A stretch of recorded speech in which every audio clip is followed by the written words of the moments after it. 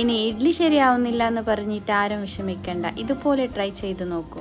ഈ ഒരു കപ്പിൽ 5 കപ്പ് പച്ചരിയും 1 കപ്പ് ഉഴുന്നും 1 ടേബിൾ സ്പൂൺ ഉലുവയും കൂടി ചേർത്ത് നന്നായി കഴുകി വെള്ളമൊക്കെ ഊറ്റി വെള്ളം ചേർത്ത് കുതിരാൻ വെക്കാം. ഒരു 5 മണിക്കൂറെങ്കിലും കുതിരാൻ വെക്കാം.